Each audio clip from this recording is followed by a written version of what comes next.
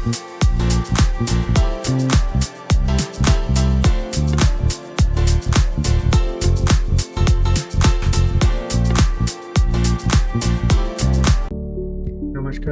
असीम आर्यावर्त में आपका स्वागत है। मेरा नाम है गौरव और आपको पता ही है कि समाचारों में आजकल रशिया और भारत दोनों के जो स्पेस वाले मिशंस हैं उसकी चर्चाएं बहुत ज़्यादा चल रही है। तो रशिया का आपको पता ही चल गया होगा कि लूना 25 जो था वो क्रैश हो चुका है।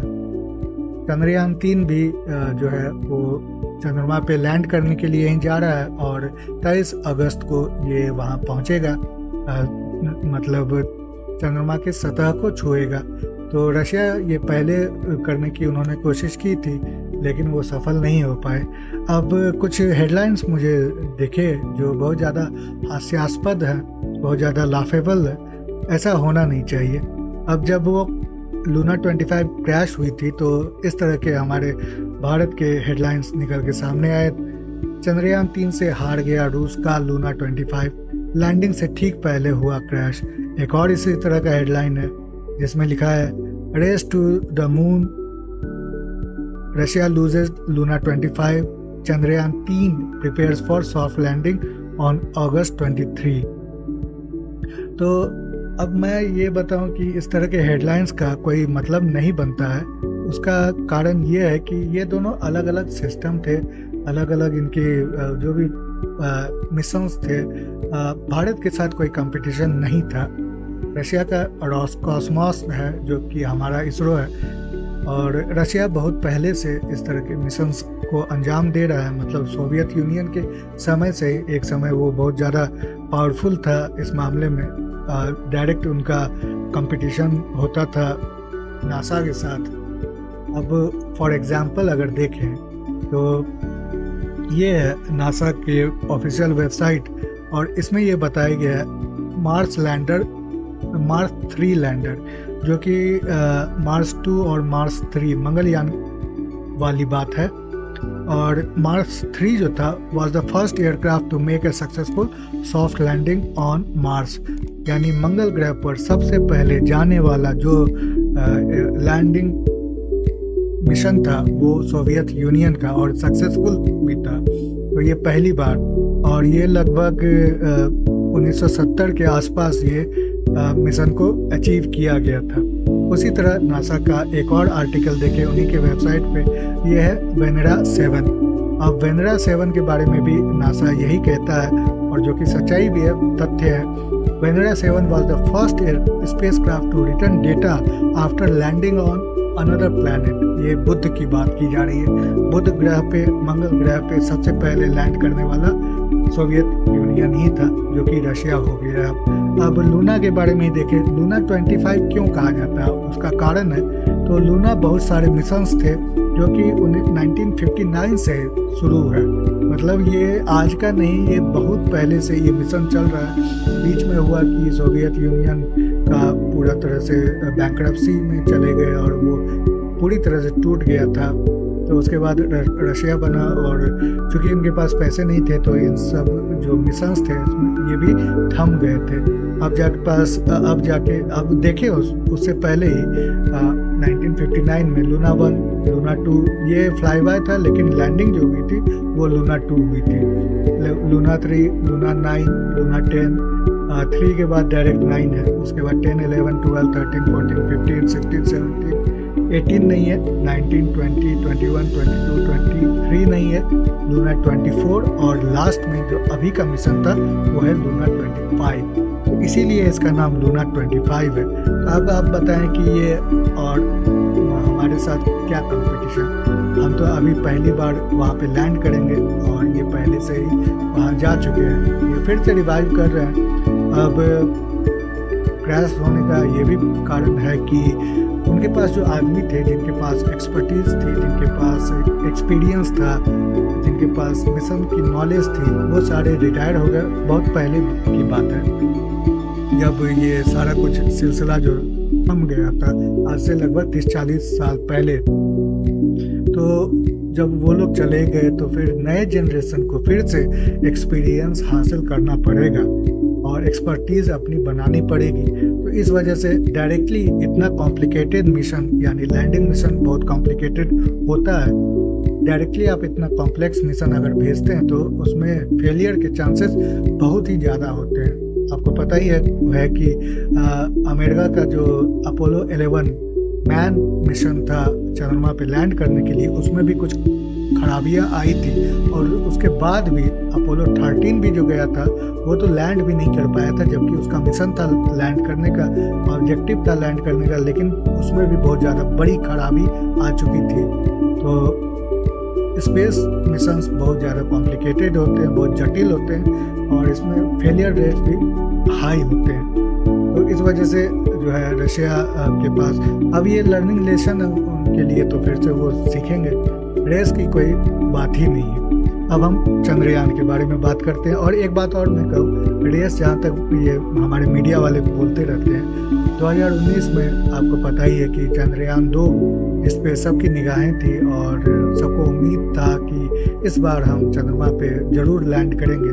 तो वो जब क्रैश हुआ तो हमारे हृदय में जो आघात पहुंचा था वो हम ही जानते हैं। सबको वो सीन भी याद होगा जब हमारे प्रधानमंत्री ने इसरो चीफ को गले लगाया था सांत्वना देने के लिए। तो जब ऐसी बात हमारे साथ हो चुकी है तो हम किस तरह से रेस की बात कर सकते हैं रशिया के साथ, या हम जीत रहे हैं या हम हार रहे हैं, जो भी बात है। और जहाँ तक रेस की बात है, इस करेंट जनरेशन में यानी प्रेजेंट टाइम में कि हम रशिया से आगे हैं, जब उनका पूरी तरह से थम गया है, तो उसमें अगर बात करते हैं तो चंद्रयान जो पहला था फर्स्ट मिशन, उसमें ही हमने लैंड किया था मून पे। अब आप कहेंगे ऐसा कैसे हो सकता है, तो चंद्रयान 1 में भी एक ऑब्जेक्ट था जिसको इसरो ने डेलिबरेटली क्रैश लैंड करवाया था चंद्रमा की सतह पे, ये जानने के लिए कि वहाँ पे कितने स्पीड से डिसेंट करना होगा, वहाँ की सतह कैसी है, किस जगह पे लैंड करनी चाहिए। तो इस तरह की डेटा को कलेक्ट करने के लिए उन्होंने पहले ही क्रैश लैंड करवाया था। वो इंटेंशनल था, इसके बारे में ज़्यादा लोगों को पता नहीं है क्योंकि एक तरह से वो इंटरनल जो है वो डेटा कलेक्ट कर रहे थे, इसलिए उसका ज़्यादा पॉपुलराइज नहीं किया गया था। तो वो बात है, उसके बारे में ज़्यादा लोग जानते नहीं हैं। खैर, अब चंद्रयान 3 के बारे में हम जान लें तो इसमें आप देख सकते हैं कि कितने ज़्यादा ये सारा पैरामीटर्स और ये दिया गया, इक्विपमेंट्स दिए गए हैं, कौन कौन से इक्विपमेंट्स यूज़ किए जाएंगे। इसमें बहुत सारे जो कहें बहुत ही मॉडर्न, बहुत ही sophisticated, state of art equipments का यूज़ किया जाएगा। उसके बाद लैंडर जो है वो उसको विक्रम नाम दिया गया और जो रोवर है उसको प्रज्ञान नाम दिया गया है। तो ये सारा कुछ दिया गया है इसमें। अब जो बात है कि ये तस्वीरों से ज़्यादा साफ हो सकता है, तो ये पूरा जो है आपको बॉडी जो दिख रही, यही धरती से इसको भेजा गया था मून पे।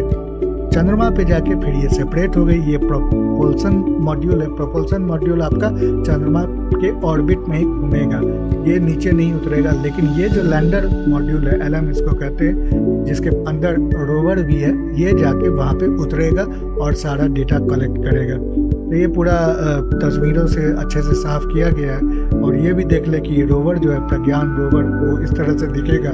ये बेसिकली इसके ऊपर ये जो सोलर पैनल लगा हुआ है पावर जनरेशन के लिए, इन सबों में भी सोलर पैनल लगे हुए हैं। अब देखिए, जो भारत ने चंद्रयान भेजा है, तीनों चंद्रयान ऐसे ही गया है।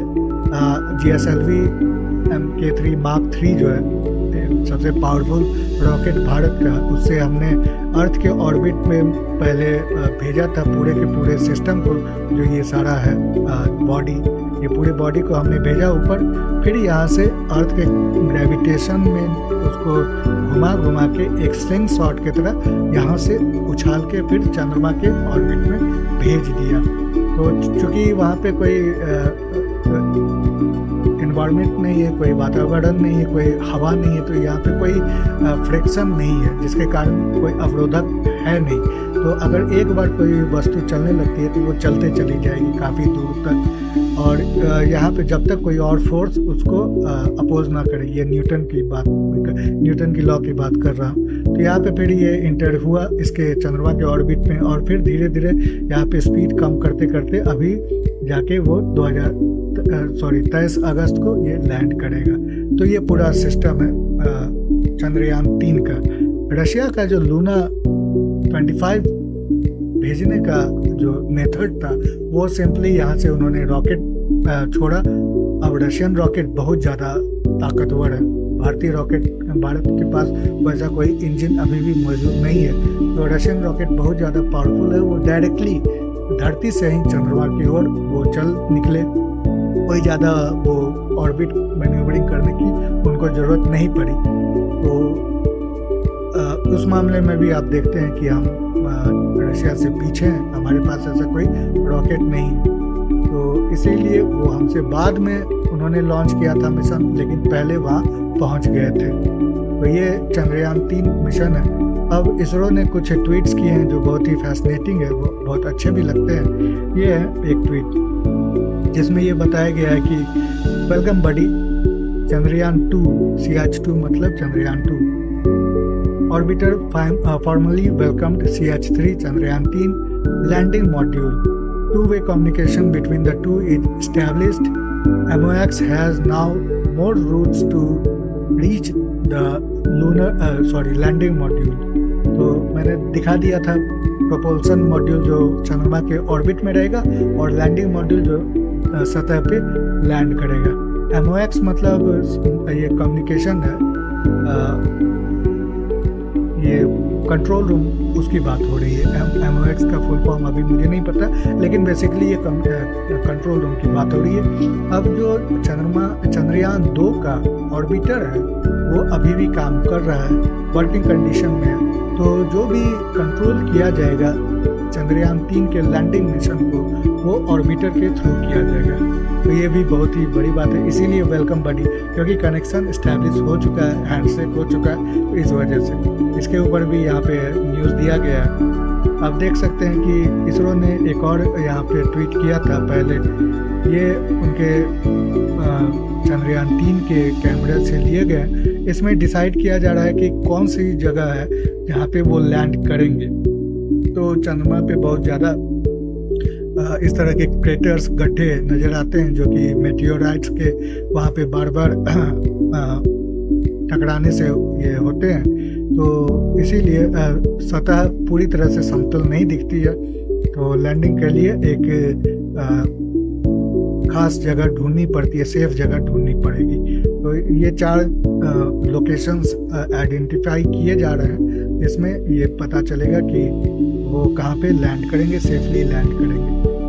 तो अब देखिए 2023 के अगस्त महीने के 23वें दिन हम भारत जो है एक इतिहास में अपना नाम फिर से दर्ज करवाता है। साथ में ये भी बात है कि चंद्रमा के साउथ पोल पे, दक्षिणी ध्रुव पे पहली बार कोई मानवीय जो है वो ऑब्जेक्ट वहाँ लैंड करेगा।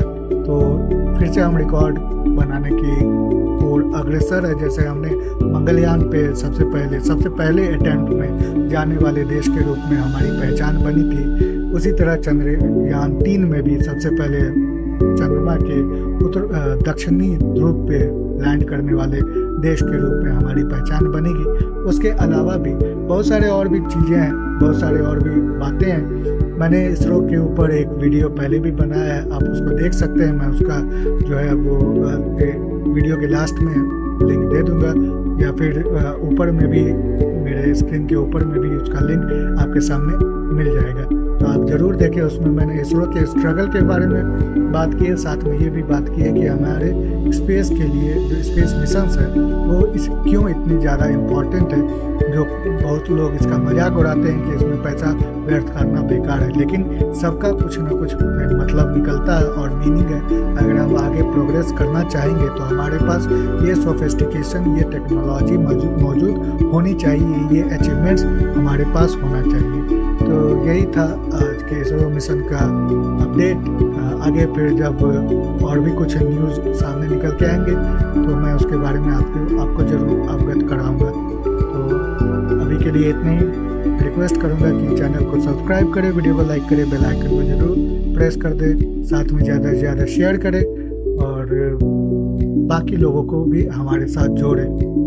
कमेंट में अपने कमेंट ज़रूर बताएं मुझे और फेसबुक ट्विटर पे भी साथ जुड़े। तो अभी के लिए इतना ही, तब तक के लिए नमस्ते, जय हिंद।